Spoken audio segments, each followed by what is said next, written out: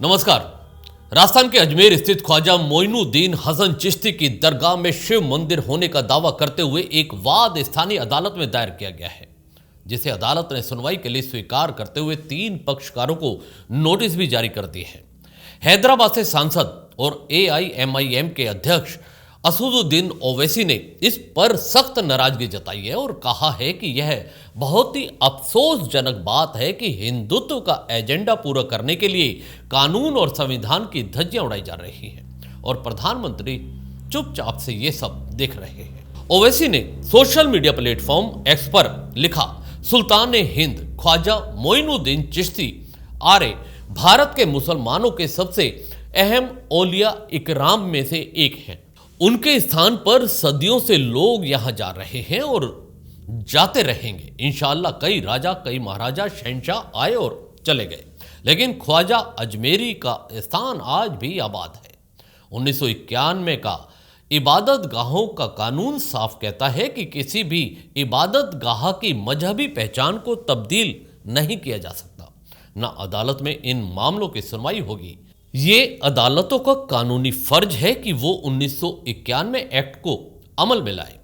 बहुत ही अफसोसनाक बात है कि हिंदुत्व तंजीमों का एजेंडा पूरा करने के लिए कानून और संविधान की धज्जियां उड़ाई जा रही हैं और प्रधानमंत्री चुपचाप देख रहे हैं।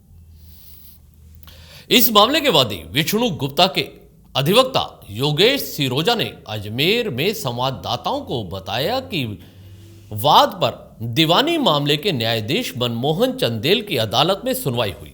सिरोजा ने कहा कि दरगाह में एक शिव मंदिर होना बताया जा रहा है। उसमें पहले पूजा पाठ होता था। पूजा पाठ दोबारा शुरू करवाने के लिए वाद सितंबर 2024 में दायर किया गया। अदालत ने इस बात को स्वीकार करते हुए नोटिस जारी किए हैं। उन्होंने बताया कि इस संबंध में अजमेर दरगाह कमेटी, अल्पसंख्यक मंत्रालय, भारतीय पुरातत्व सर्वेक्षण यानी ASI कार्यालय नई दिल्ली को समन जारी किए गए हैं। अजमेर वेस्ट में सुनवाई हुई। सुनवाई के दौरान माननीय जज साहब ने जो सवाल कानूनी उठते हैं वो उठाए।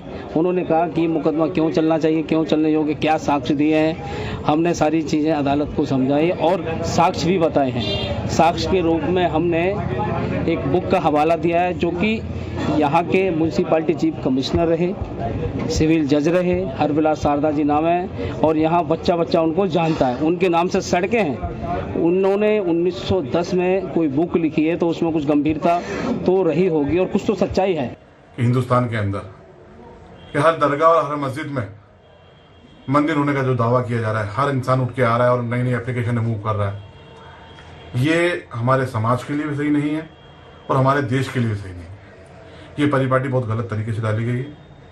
हाँ, जो विवाद 100-150 साल पहले से चल रहे हैं या 1947 से पहले चल रहे हैं धार्मिक स्थलों को लेकर, उन विवादों को छोड़ा जाए। ठीक है, वो विवाद हो, उसमें जो भी न्यायालय का फैसला है वो माना जाना चाहिए सबको और न्यायालय के फैसले का सबको सम्मान करना चाहिए।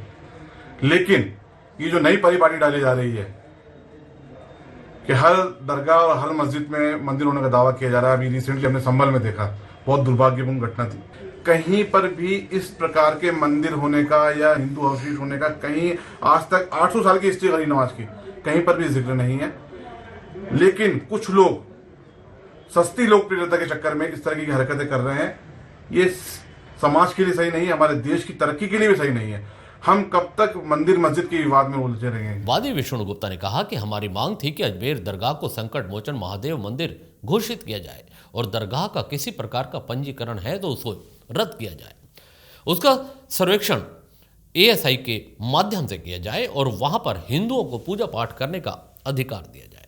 उन्होंने कहा, हमने माननीय अदालत को अपने वाद के आधार के बारे में बताया और लंबी बहस के बाद अदालत ने शाम को नोटिस जारी किए।